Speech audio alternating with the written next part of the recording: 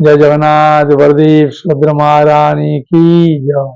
তাহলে আজকে আমরা জগন্নাথের বিভিন্ন বিষয় নিয়ে আলোচনা করব। যে জগন্নাথ দেবের রথযাত্রার পূর্বে গুন্ডিচা মার্জন হয়, সেই গুন্ডিচা মার্জনের প্রকৃত উদ্দেশ্য কি, এই নিয়ে আলোচনা করব। তারপরে জগন্নাথ দেবের গুন্ডিচা মার্জনের পরে নেত্র উৎসব হয়, এই নিয়ে একটু আলোচনা করব। তারপরে জগন্নাথ দেব রথে চাপেন, হ্যাঁ, রথের উপরে দর্শন করলে কি ফল, সেই নিয়ে আলোচনা করব। তারপরে হীরা পঞ্চমী নিয়ে আরো আলোচনা করব। আর আলোচনা করব যে যারা অপঘাতে মৃত্যু হয় তাদের জন্য জগন্নাথ কি করেন, হ্যাঁ, 56 ভোগ কেন লাগানো হয় জগন্নাথকে, এবং জগন্নাথ মাসির বাড়িতে যে দর্শন দেয় তাকে আরোপ দর্শন বলে, সেই দর্শন করলে কি ফল, জগন্নাথের চোখের চারদিকে লাল রং থাকে, সেই লাল রঙের মাহাত্ম্য কি, হ্যাঁ, বিভিন্ন বিষয় নিয়ে আমরা আজকে আলোচনা করব। হ্যাঁ, জগন্নাথ দেব কেন আমাদেরকে প্রসাদ দেন, বিভিন্ন বিষয়। এখন অনেক বিষয় আছে, সবগুলো বলছি না, কারণ কি, যদি সময়ের পরিপ্রেক্ষিতে না বলতে পারি তখন আপনি বলবেন যে প্রভু এইগুলো বলছিলেন, বলা হয়নি তো, সেই জন্য একটা চিন্তা আছে। ঠিক আছে, তারপরে আপনাদের ধৈর্য কম। তাই জয় জগন্নাথ, বলদেব সুভদ্রা মহারানী কি জয়, জয় গুন্ডিচা মার্জন কি জয়। এই গুন্ডিচা মার্জনের মাধ্যমে শ্রীলা ভক্তি সিদ্ধান্ত সরস্বতী ঠাকুর তিনি বলছেন যে আমাদের হৃদয়কে মানে পরিষ্কার করে, আমাদের হৃদয় পরিষ্কারের হচ্ছে মুখ্য বিষয় হচ্ছে এই গুন্ডিচা মার্জন লীলা, বুঝেছেন। এই গুন্ডিচা মার্জন লীলা মহাপ্রভুকে দর্শনের জন্য এই গৌড় দেশ থেকে শিবানন্দ সেনের নেতৃত্বে বহু ভক্তগণ গিয়ে পৌঁছায়। আর ওদের এমন ভাবে দিন ঠিক করা থাকে, ঠিক গুন্ডিচা মন্দির যে মার্জন হবে, গুন্ডিচা মন্দির তার ঠিক পূর্ব দিনে গিয়ে হাজির হয়। তো মহাপ্রভু খুব খুশি হন, গৌর ভক্তদের থাকার জায়গা, খাওয়া দাওয়া সবকিছু বন্দোবস্ত মহাপ্রভু তার ভক্তবৃন্দদের নিয়ে করেন, এবং সকালবেলা তিনি গুন্ডিচা মন্দিরে যান গুন্ডিচা মার্জন করার জন্যে। সেটি এখন প্রশ্ন হচ্ছে যে আপনারা কোথায় এটা পাবেন, তাই না? না, এটি পাবেন চৈতন্য চরিতামৃতের মধ্যলীলা প্রথম খণ্ডে দ্বাদশ পরিচ্ছেদে আছে। এই যে চৈতন্য চরিতামৃত দেখতে পাচ্ছেন, চৈতন্য চরিতামৃতে আপনার দ্বাদশ পরিচ্ছেদ, হ্যাঁ, মধ্যলীলা প্রথম খণ্ডে এটা দ্বাদশ পরিচ্ছেদে পাবেন। এই যে গুন্ডিচা মন্দির মার্জন দেখছেন লেখা আছে, দেখুন ভালো করে, দেখতে পাচ্ছেন। তো এই লীলা পাঠ করলে খুব আনন্দ, হ্যাঁ, আমাদের হৃদয় পর্যন্ত পরিষ্কার হয়ে যায়। তাই গুন্ডিচা মার্জন বলছেন 73 নম্বর শ্লোক, যাদের বই আছে, দ্বাদশ পরিচ্ছেদে মধ্যলীলা 73, তিনজন পাশে প্রভু হাসিয়া কহিল গুন্ডিচা মন্দির মার্জন সেবা মাগিল। হ্যাঁ, তা এই শ্লোকের তাৎপর্যে কি বলছে দেখুন, যে গুন্ডিচা মার্জন লীলা জন্য সেবা চেয়ে নিয়েছেন। এই গুন্ডিচা মন্দির জগন্নাথ মন্দিরের উত্তর পূর্ব দিকে প্রায় 2 মাইল দূরে আছে, যেটাকে বলা হয় মাসির বাড়ি। ঠিক আছে, এখন গুন্ডিচা হচ্ছে ইন্দ্রদ্যুম্ন মহারাজের পত্নীর নাম। হ্যাঁ, বুঝেছে? যখন জগন্নাথ দেব প্রকট হলেন, হওয়ার পরে জগন্নাথ দেব তিনি কৃপা করে ইন্দ্রদ্যুম্ন মহারাজকে বললেন, তুমি 3টি বর প্রার্থনা করো। তাই প্রথম বরেই ইন্দ্রদ্যুম্ন মহারাজ বললেন, আমার যেন কোনো সন্তান না থাকে। এখন সন্তান না থাকে, এটি পুরুষ মানুষদের মুখে আনন্দ আসতে পারে, কিন্তু মায়েদের মুখে কখনো আনন্দ আসবে না। তাই ইন্দ্রদ্যুম্নের স্ত্রী গুন্ডিচা দেবী মনে খুব খারাপ লাগলো যে আমার স্বামী কি বর প্রার্থনা করলো আর প্রভু আশীর্বাদ দিয়ে দিল। কেন পুত্র থাকলে সম্পত্তি নিয়ে ঝামেলা করবে, সেই কারণে। এই গুরুতত্ত্ব তো গুন্ডিচা দেবী জানেন না। দ্বিতীয় বর চাইলেন যে প্রভু আপনি 24 ঘন্টাই যেন খেতে থাকবেন, হাত যেন না শুকায়। হ্যাঁ, আর তৃতীয় বর চাইলেন যে আপনি মাত্র 3 ঘন্টা বিশ্রাম নেবেন, হ্যাঁ, 24 ঘন্টার মধ্যে। তাই জগন্নাথ দেব তথাস্তু দিয়ে দিলেন। দেওয়ার পরে গুন্ডিচা দেবীর তো মন খুব খারাপ।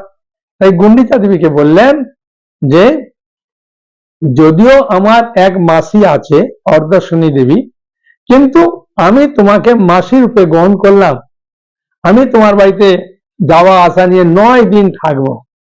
এমনি একটা প্রবাদ বাক্য আছে, মায়ের থেকে মাসির দরদ বেশি। তাই গুন্ডিচা দেবীর মনে খুব আনন্দ হলো। 9 দিন প্রভু এই মাসির বাড়িতে আসে। 1 নম্বর। 2 নম্বর হচ্ছে এই গুন্ডিচা কি বলা হয় সুন্দরাচল চৈতন্য চৈতামৃতে বা বৃন্দাবন। হ্যাঁ, জগন্নাথ পুরী মন্দিরটা হচ্ছে দ্বারকা, ঐশ্বর্য, আর বৃন্দাবন হচ্ছে মাধুর্য। কৃষ্ণ তিনি বৃন্দাবনে আসবেন, সোজা কথা, বুঝেছেন? তিনি বৃন্দাবনে আসবেন। হ্যাঁ, এবং এই গুন্ডিচা মন্দিরে অবস্থান করবেন। তাই গুন্ডিচা মন্দির আমাদের যদি হৃদয় মন্দিরে তো ভগবানকে বসাতে চায়, তাহলে কিরকম পরিষ্কার করতে হবে মহাপ্রভু এই গুন্ডিচা মন্দির মার্জনের মাধ্যমে শেখাচ্ছেন। আমাদের হৃদয় মন্দিরে যদি ভগবানকে বসাই, আমাদের হৃদয় মন্দিরে খুব সুন্দরভাবে পরিষ্কার করা দরকার। হ্যাঁ, বুঝেছেন? মহাপ্রভু কাশী মিশ্র এবং অন্যান্যদের মাধ্যমে নতুন 100 ঘট শত সংমার্জনী মানে ঝাড়ু, হ্যাঁ, পরিচয় আনিয়া দিল প্রভুর ইচ্ছা জানে। নতুন 100 ঘট শত সংমার্জনী পরিচয় আনিয়া দিল প্রভুর ইচ্ছা জানি। 78 নম্বর শ্লোক। হ্যাঁ, আর দিনে প্রভাতে লইয়া নিজগণ শ্রীহস্তে সবার অঙ্গে লেপিয়া চন্দন, শ্রীহস্তে দিল সবারে 1 মার্জনী, সব গণ লইয়া প্রভু চলিলা আপনি। গুন্ডিচা মন্দির মার্জন করার জন্য সব ভক্তকে নিয়ে গেছেন, গিয়ে আনন্দে মন্দির মার্জন করছেন, সহজ কথা। এবং এই মন্দির মার্জনের মাধ্যমে হ্যাঁ শিলা ভক্তি সিদ্ধান্ত সরস্বতী ঠাকুর প্রভুপাদ দেখাচ্ছেন যে মহাপ্রভু কিরকম ভক্তি দিয়ে এই গুন্ডিচা মন্দিরটা মার্জন করছিলেন। হ্যাঁ, প্রথমে ঝাড়ু দিলেন, বড় বড় কাঁকড়, হ্যাঁ, পাথরগুলোকে ফেললেন, তারপরে আবার ঝাড়ু দিলেন, দেওয়ার পরে হ্যাঁ তারপর জল দিয়েছেন, তারপর আবার জল দিয়ে মুছেছেন, তারপরে তার উত্তরী দিয়ে লাস্টে মুছেছেন। এসবের মাধ্যমে অনেক কিছু জিনিস শিক্ষণীয় আছে, চৈতন্য চৈতামৃত পড়লে বুঝতে পারবেন। হ্যাঁ, যদি আপনার কাছে থাকে, আর যদি না থাকে তাহলে আমার হোয়াটসঅ্যাপ ফোন করুন। এখন চৈতন্য চৈতামৃত ভগবান ইচ্ছে অনেক ডিসকাউন্ট দিচ্ছে, অনেক কিছু সুযোগ সুবিধা দিয়েছে। হ্যাঁ, আপনি গ্রহণ করতে পারেন। হ্যাঁ, ভালো। সম্পূর্ণ চৈতন্য চৈতামৃত পাবেন।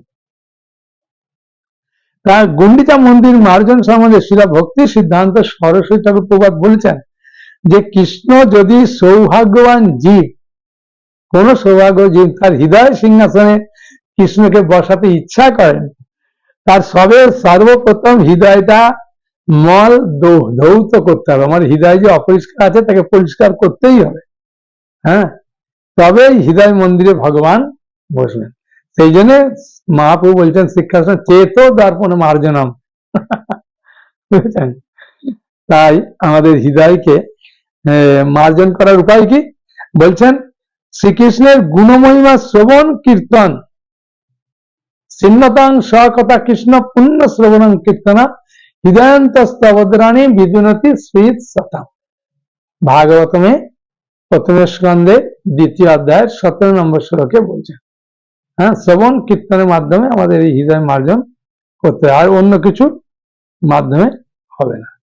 আমাদের হৃদয় মার্জনের সঙ্গে সঙ্গে গুন্ডিচা মন্দির মার্জন মহাপ্রভু তার সেবকদের নিয়ে করলেন। তারপরে প্রসাদ পেলেন, স্নান করলেন। আগে তো পরিষ্কার করে স্নান করেছেন, নন্দের সবাই স্নান করেছেন। স্নান করার পরে তারপরে খুব সুন্দর প্রসাদ পেয়েছেন। পাওয়ার পরে তারপরে বিশ্রাম নিয়ে ভক্তদের নিয়ে গেছেন গুন্ডিচা এই মূল মন্দিরে নেত্র উৎসব দর্শনের জন্য। বুঝেছেন? তার নেত্র উৎসব দর্শন করলেন, খুব সুন্দরভাবে দর্শন করলেন। দর্শন করার পরে তারপরে ফিরে এলেন। তারপরের দিন রথযাত্রা, ভগবান জগন্নাথ দেব বলদেব সুভদ্রা মানিনী রথের উপরে উঠেছেন। হ্যাঁ, বুঝেছেন? এমনি একটা কথা আছে, হ্যাঁ, দোলে চ দোল গোবিন্দ, মানে দোলনায় যদি ভগবান গোবিন্দকে দেখবেন, চাপে চ মধুসূদনা, নৌকা বিহারের সময় যদি নৌকার উপরে দেখবেন, আর রথে চ বামনম দৃষ্টা, রথের উপরে যদি ভগবান জগন্নাথকে দেখবেন, পুনর্জন্ম ন বিদ্যাতে, তারা পুনর্জন্ম হবে না। বুঝেছেন? আর রথের সময় যদি দড়ি টানবেন, হ্যাঁ, তারও আর পুনর্জন্ম হবে না। মানে প্রচুর মাহাত্ম্য। রথে যদি জগন্নাথ দেবের কে গায়ে হাওয়া লাগার পরে আপনার হৃদয় যদি সেই হাওয়াটা লাগে, তো হৃদয় নির্মল পবিত্র হয়ে যায়। জগন্নাথ রথযাত্রা কখনো যেন মানে মিস করবেন না, যে আমি যাব না। বৃষ্টি হোক, যাই হোক, জগন্নাথ রথযাত্রা জগন্নাথকে দর্শন করবেন। আর যদি গুন্ডিচা মন্দিরে দর্শন করবেন, সেটাকে বলে আরোপা দর্শন। বুঝলেন? মূল মন্দিরে 10,000 বার দর্শন করলে যে গুন্ডিচা মন্দিরে একবার দর্শন করে সেই ফল। সেই জন্য যখন জগন্নাথ দেব বলদেব সুভদ্রা মা থাকবেন উল্টো রথে, হ্যাঁ, গুন্ডিচা মন্দিরে, হ্যাঁ, মানে উল্টো রথের আগে, সোজা রথ থেকে উল্টো রথ পর্যন্ত, ওই সময়ের মধ্যে যে কোনো একদিন যে দর্শন করবেন, প্রসাদ পাবেন, খুব আনন্দ পাবেন। আমাদের মায়াপুরে রাধা মাধব মন্দিরে গুন্ডিচা মন্দির আছে। মায়াপুরে এলে রাধা মাধবকে দর্শন করতে পারবেন, গুন্ডিচাতে জগন্নাথ বলদেব সুভদ্রাকে দর্শন করতে পারেন, প্রসাদ পাবেন। খুব আনন্দ। ভগবানের বহু অবতার আছে, তাই না? বিভিন্ন কার্য সাধন করার জন্য ভগবান বিভিন্ন ভাবে অবতার হয়েছে। কিন্তু সমগ্র জগৎবাসীকে কৃপা করার জন্য জগতের নাথ রূপে প্রভু জগন্নাথ দেবী একমাত্র আবির্ভূত হয়েছে।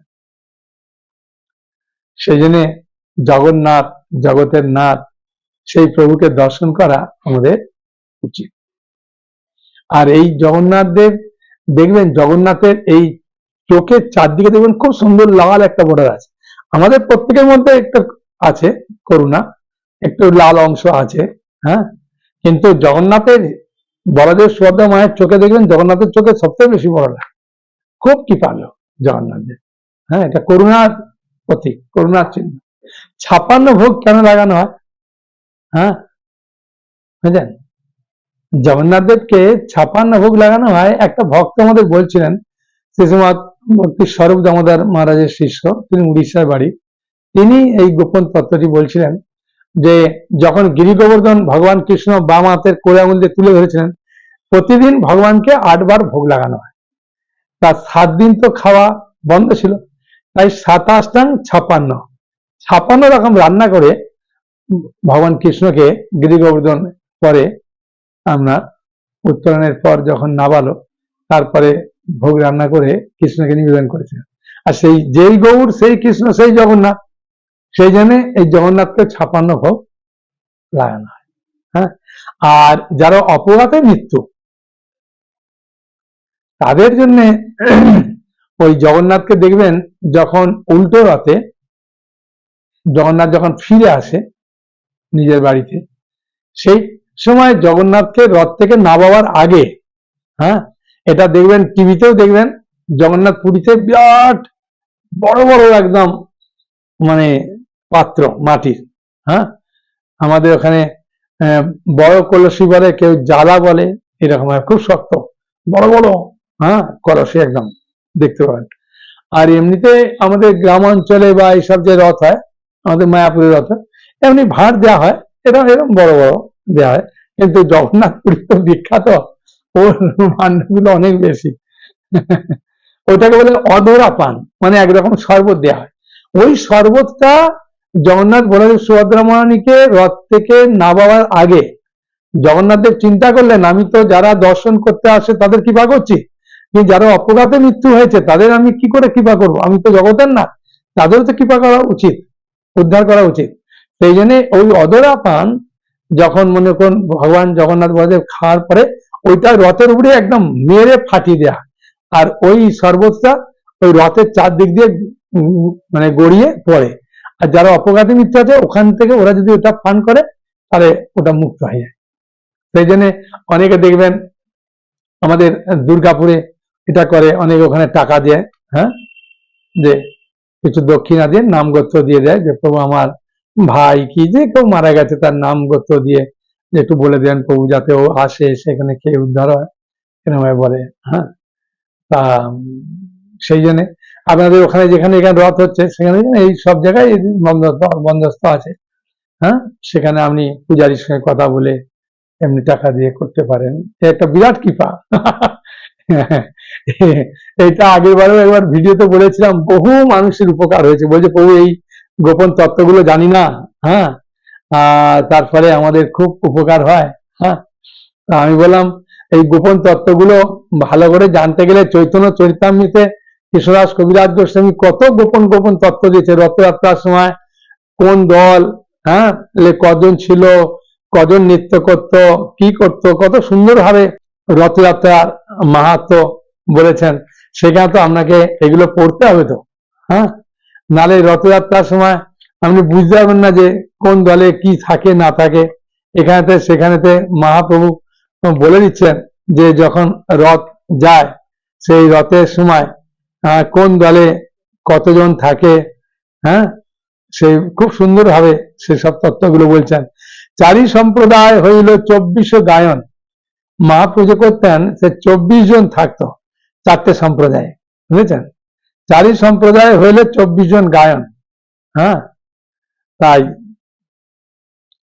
দুই দুই মার্দঙ্গিক হইল 8 জন, দুজন দুজন করে মৃদঙ্গ বাজায়, হ্যাঁ, করতল বাজায় দুজন দুজন করে, তারপরে একজন নাচে,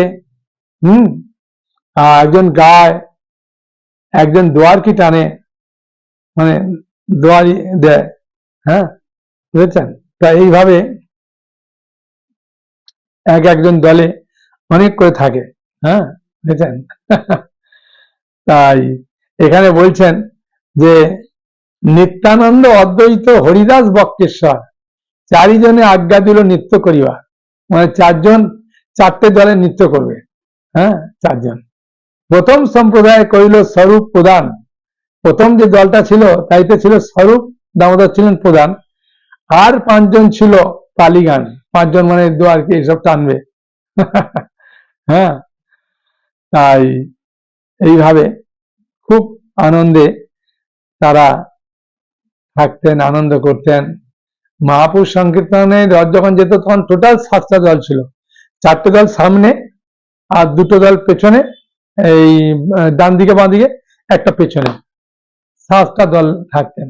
হ্যাঁ, মহাপুর বিভিন্ন সম্প্রদায় বলতে কুলিন গ্রামে, শ্রীখণ্ডের, হ্যাঁ, তারপরে মায়াপুরের বিভিন্ন জায়গা থেকে দলেরা আসতো, কীর্তন করতেন। তাই সকলেই এই মহাপ্রভুর সঙ্গে থাকলে একটা আলাদা আনন্দ আছে। হ্যাঁ, তা সেই আনন্দ তো আমরাও লাভ করতে পারি এই জগন্নাথে রথযাত্রায় কীর্তনে অংশগ্রহণ করলে, হ্যাঁ, সেই আনন্দ আমরাও পাবো, বুঝলেন। তো এখন প্রশ্ন হচ্ছে যে গুন্ডিচা মন্দির মার্জন হলো, তারপরের দিন রথযাত্রায় ভগবান উঠলেন, ওঠার পরে রথ টানতে শুরু করলেন, কীর্তন শুরু করলেন। তারপরে হীরা পঞ্চমী 5 দিনের দিন, সেও খুব সুন্দর একটা কাহিনী আছে। হীরা, হীরা মানে হচ্ছে দর্শন, বুঝেছেন? হ্যাঁ, হীরা মানে কি? দর্শন। এই হীরা পঞ্চমী সম্বন্ধে আমরা দেখতে পাবো যে কিভাবে লক্ষ্মী দেবী ভগবানকে দেখতে যাচ্ছেন, একদম রেগে টেগে যাচ্ছেন তো। হ্যাঁ, সেইটাই, এটা আমি পাবেন 14 অধ্যায় পাবেন, বুঝেছেন? 14 অধ্যায়ে এই লীলাগুলো আপনি আস্বাদন করতে পারবেন। ওই চৈতন্য চৈতামৃতের প্রথম খণ্ডে আমরা 14 অধ্যায়, সেখানে হীরা পঞ্চমী, হীরা পঞ্চমী মানে, হীরা মানে হচ্ছে দর্শন, বুঝেছেন? আমি শ্লোকটা পড়ছি, তাহলে বুঝতে পারবেন। 106, 107 নম্বর শ্লোক, যাদের বই আছে খুলুন। মধ্যলীলার 14 অধ্যায়, হ্যাঁ, 14 অধ্যায়। হীরা পঞ্চমীর দিন আইলা জানিয়া, কাশী মিশ্রে কয়ে রাজা সযত্ন করিয়া, কাল্য হীরা পঞ্চমী হবে লক্ষ্মীর বিজয়, কইছে উৎসব করে যেন প্রভু নাই হয়। হ্যাঁ, এই হীরা পঞ্চমী এবারে পড়েছে কবে না? এবারে পড়েছে, রথ তো 7ই জুলাই রথ হচ্ছে, আর হীরা পঞ্চমী পড়েছে 11ই জুলাই, গৌর পঞ্চমী। হ্যাঁ, দ্বিতীয়াতে রথ হয়, তাহলে 11ই জুলাই হীরা পঞ্চমী। বিরাট সুন্দর কাহিনী আছে হীরা পঞ্চমীর। তা এই হীরা পঞ্চমী সম্বন্ধে শিলা প্রভুপাদ তাৎপর্য বলছেন, রথযাত্রার পরের পঞ্চমী তিথিকে হীরা পঞ্চমী বলে। শ্রী জগন্নাথ দেব তার পত্নী লক্ষ্মী দেবীকে ছেড়ে বৃন্দাবনে গিয়েছিলেন, বুঝেছেন? গুন্ডিচা মন্দিরটা তাহলে কি বলুন? গুন্ডিচা মন্দিরটা হচ্ছে বৃন্দাবন, বুঝেছেন? হ্যাঁ, তাই বলছেন লক্ষ্মী দেবীকে ছেড়ে জগন্নাথ দেব বৃন্দাবনে গিয়েছিলেন। সেই বৃন্দাবন হচ্ছে গুন্ডিচা মন্দির। জগন্নাথ দেবের বিরহে ব্যাকুল হয়ে লক্ষ্মী দেবী জগন্নাথ দেবের অন্বেষণে, সবই স্বামী যদি কোথাও শরীর অসুস্থ অবস্থায় যায়, হ্যাঁ, স্ত্রীর তো মনে একটা চিন্তা হবেই, তাই না? তাই জগন্নাথ দেবকে হারিয়ে লক্ষ্মী দেবী তাকে খুঁজতে যান বলে তাকে অতিবাড়ি বা হারা পঞ্চমী বলে, বা হেরা শব্দটির অর্থ হচ্ছে দর্শন করা। লক্ষ্মী দেবী পঞ্চমী তিথিতে জগন্নাথ দেবকে দর্শন করতে যাচ্ছেন। হ্যাঁ, বুঝেছেন? এখন যাচ্ছেন তো বটে, কিন্তু যাওয়ার পরিপাটিটা কিরকম? জগন্নাথ দেবের পরিপাটিটা কিরকম, তাই না?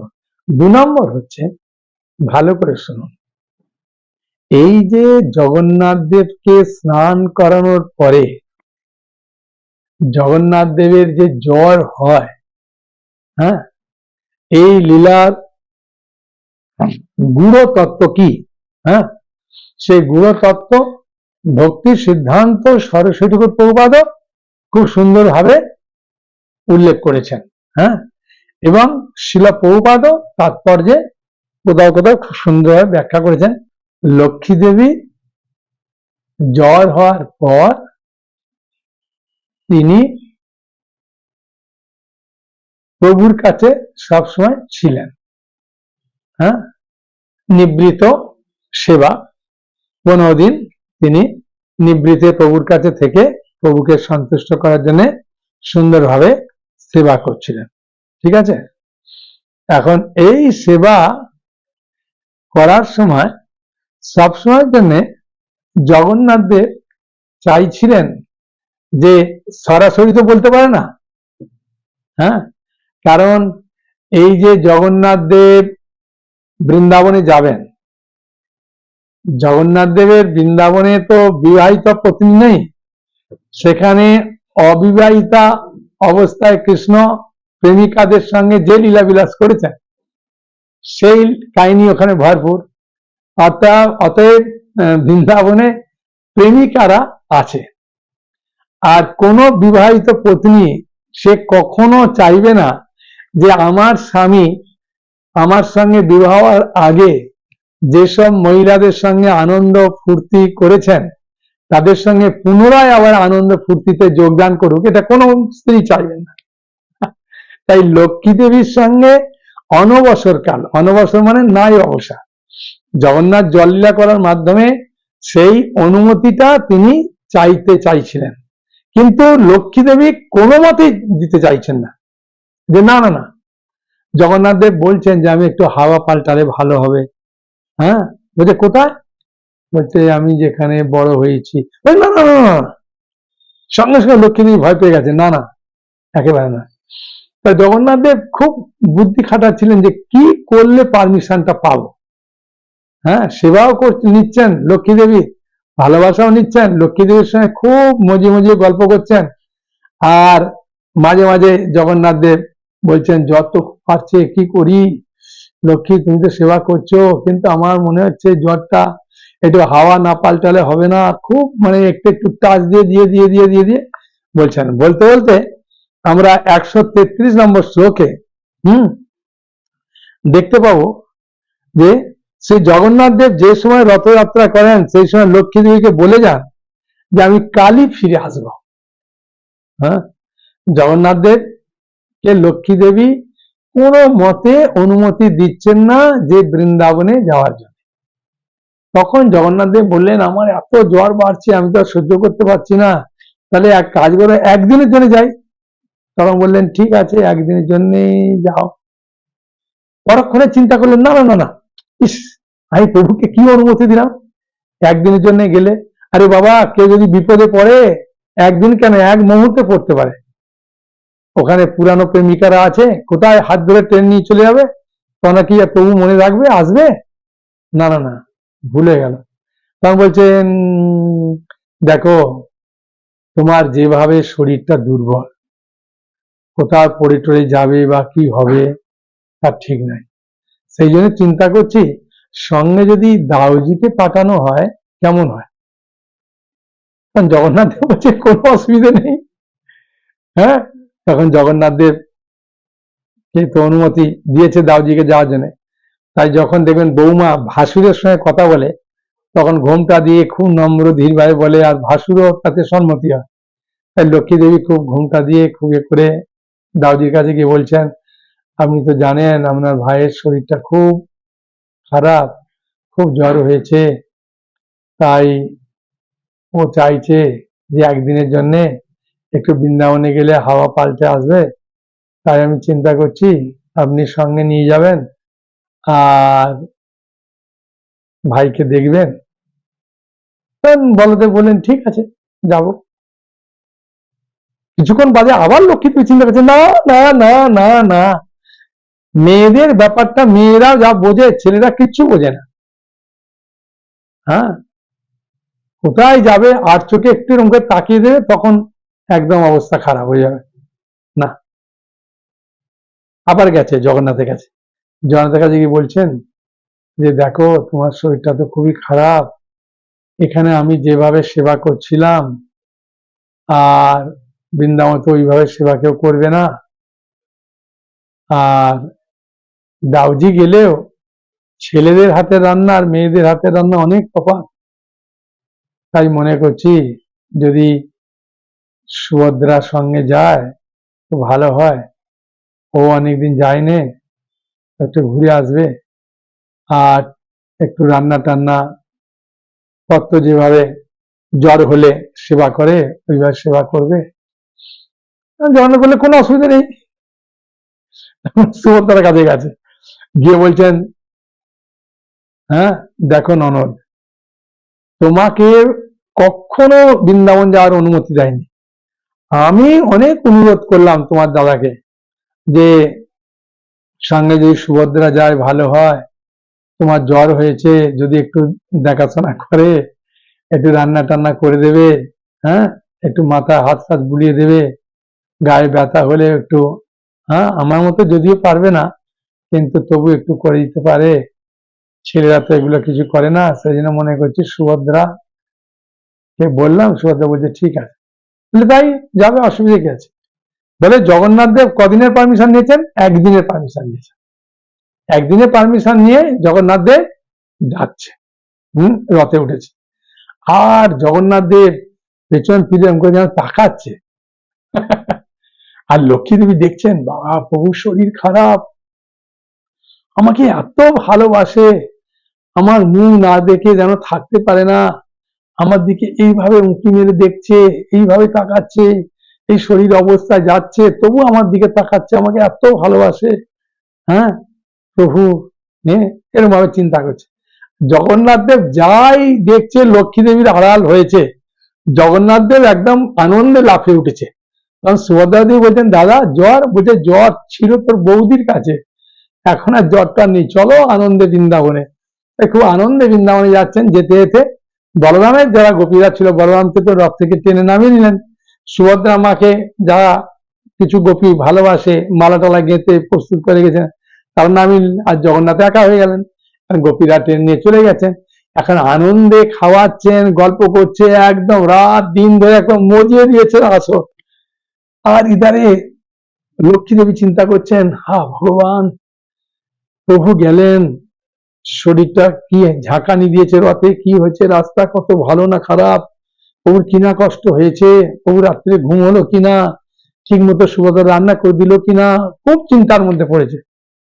তারপরে চিন্তা করলো, একদিন তো আজকে তো আসতে পারবে না, বোধহয় গায়ে ব্যথা হয়েছে, ঠিক আছে কালকে আসবে। কালকেও দেখছে আসছে না, তাহলে চিন্তা করলো পরশু দিন আসবে। দেখছে আরে বাবা, এ তো আর আসছেই না। হ্যাঁ, তাই লক্ষ্মী দেবীর প্রচন্ড আগ্রহ প্রভুকে দেখার জন্যে।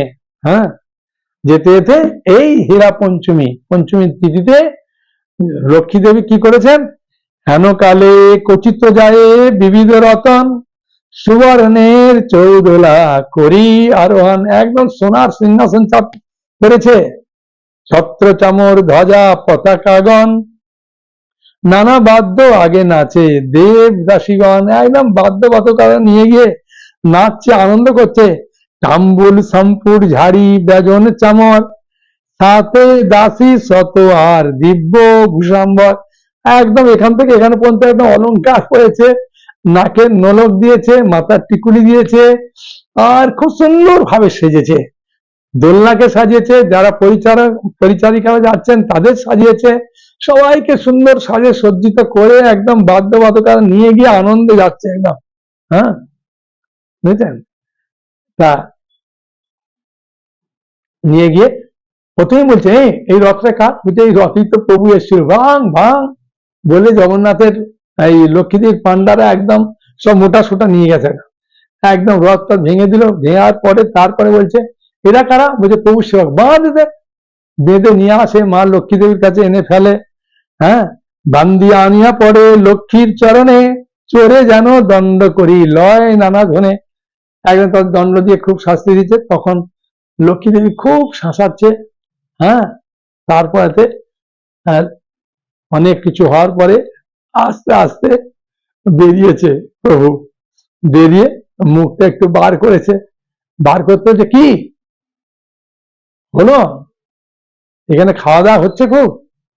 হ্যাঁ, পেটটা তো ভালোই মোটা হয়েছে, যেমন স্বামী স্ত্রীতে হয়। খুব একটু এ করলেন। হ্যাঁ, একদিন আসবে বললো। হ্যাঁ, কদিন কাটালে এরকম ভাবে বলার পরে বলছে আসবে কালকে, এরকম ভাবে খুব টাকা দিয়ে শাসন করে তার লক্ষ্মী দেবী চলে যায়। তা এই যে হীরা পঞ্চমীতে মাধ্যমে বুঝতে পারি যে এই যে জগন্নাথের জল লীলাটা ভগবান লক্ষ্মী দেবীর সঙ্গে খুব আলোচনা করছিলেন। হ্যাঁ, যে কখন আমার মানে অনুমতি পাবো আমার স্ত্রীর কাছ থেকে বৃন্দাবনে যাওয়া।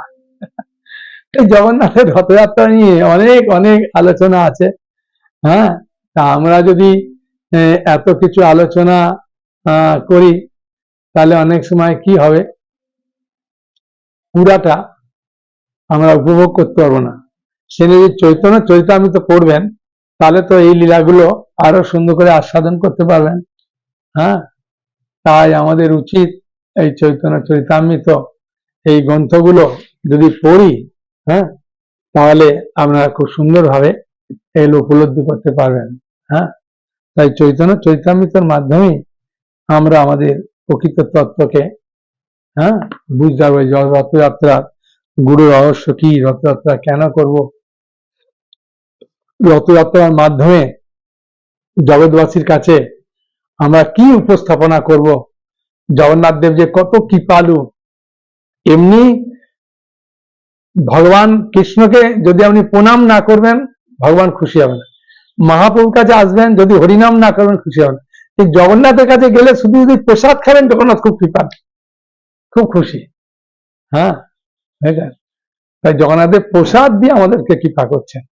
চিন্তা করেছেন কলিযুগের জন্য, সেই জন্য বলছেন কলিযুগের 3 অবতার হচ্ছেন সত্য, পরম ব্রহ্ম,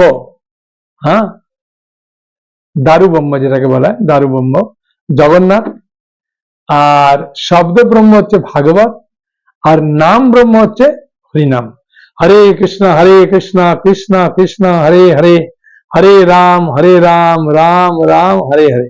শব্দ ব্রহ্ম রূপে ভাগবত, নাম ব্রহ্ম রূপে হরে কৃষ্ণ মহামন্ত্র, আর দারু ব্রহ্ম রূপে জগন্নাথ। হ্যাঁ, তাই জগন্নাথ আমাদের জন্য খুবই আনন্দপূর্ণ, আনন্দদায়ক এবং উৎসবপূর্ণ এই অনুষ্ঠান, এই জগন্নাথ রথযাত্রা মহোৎসবে যদি আমরা যোগদান করব, তাহলে জগন্নাথ দেব তার কৃপা দৃষ্টি, বড়দেব তার কৃপা দৃষ্টি, সুভদ্রা মা তার কৃপা দৃষ্টি আমাদের প্রদান করবেন। হ্যাঁ, তাদের কৃপা দৃষ্টির মাধ্যমেই আমরা উদ্ধার হতে পারবো। হ্যাঁ, বুঝেছেন? তাই চৈতন্য চৈতামৃত বা ভাগবত যে কোনো গ্রন্থ নেবেন, হ্যাঁ, তাহলে আমি জগন্নাথ দেব, বড়দেব, সুভদ্রা মহারানী, যে উচ্ছিষ্ট প্রসাদ নির্মাল্য, এটা আমাদেরকে পাঠিয়ে দেবো। প্রতি দ্বাদশীতে আপনারা ওটা খেয়ে পালন করতে পারবেন। আর আমাদের ভগবান নৃসিংহদেবের চরণ তুলসী দেব, আর দেব ভগবান কৃষ্ণের যে চন্দন যাত্রা হয়েছিল, সেই চন্দন একটু পাবেন। এই সেবাগুলো আপনাদের করতে পারি, কিন্তু যারা গ্রন্থ নেবেন তাদেরকেই দিতে পারবো। হ্যাঁ, তার অন্যজনকে দেয়া মতো আমাদের অত নাই, অল্প আছে। তাই যারা গ্রন্থ নেবেন তাদেরকে পৌঁছে দেবো। হ্যাঁ, কোরিয়ার মাধ্যমে বাড়িতে বই পৌঁছে দেবো, এই সুযোগ দিচ্ছি, আপনারা গ্রহণ করতে পারেন। কারণ এই চৈতন্য চরিতামৃত যদি না পড়বেন না, তাহলে এই রথযাত্রার সময় বিশেষ করে এই গুরু তত্ত্বগুলো বুঝতে পারবেন না। এই চৈতন্য চরিতামৃতের মাধ্যমেই মহাপ্রভু যে প্রেম, জগন্নাথকে জগতের মানুষ জানলো কি করে? মহাপ্রভু আসার পরেই আমরা ভালোভাবে জানতে পেরেছি। আর শিলা প্রভুপাদের মাধ্যমে সারা বিশ্ব জুড়ে জগন্নাথের মন্দির হয়েছে, সারা বিশ্বের মানুষ এই জগন্নাথের রথযাত্রায় অংশগ্রহণ করতে পারছে, জগন্নাথের প্রসাদ পাচ্ছে, জগন্নাথের গুণগান করছে। হ্যাঁ, জয় জগন্নাথ বলে কীর্তন করতে পারছে। এ শিলা প্রভুপাদের অত্যন্ত করুণাময় কৃপাময় দান। সেই নিয়ে ইস্কনের প্রথম বিগ্রহ হচ্ছে জগন্নাথ। শিলা প্রভুপাদ আমেরিকার স্যান ফ্রান্সিসকো শহরে 1967 সালে রথযাত্রা প্রথম শুরু করেছিলেন। তারপরে ইস্কনের বিভিন্ন সেন্টারে, এখন তো ইস্কনের এত বেশি রথযাত্রা কোথাও হয় না, ইস্কন সেন্টার যেভাবে হয়। সারা বিশ্ব জুড়ে রথযাত্রা হচ্ছে। তাই আপনারাও ভাগ্যবান ভাগ্যবতী যে ইউটিউবের মাধ্যমে আমরা এই হরিকথা শুনতে পাচ্ছি, জানতে পাচ্ছি, এবং জগন্নাথ, বলদেব, সুভদ্রা মহারানী লীলা আস্বাদন করতে পারছি, শিলা প্রভুপাদের কথা জানতে পারছি। গুরু বৈষ্ণবগণ এই জগন্নাথ, বলদেব, সুভদ্রা মহারানী লীলা 9 দিন বিভিন্ন জায়গায় বিভিন্ন মন্দিরে কীর্তন করবেন, আমরা শ্রবণ করতে পারবো, এই সুযোগ পাচ্ছি। সেই জন্যে আপনাদের সকলকে আমি প্রণাম নিবেদন করছি। জয় জগন্নাথ, বলদেব, সুভদ্রা মহারানী কি জয়।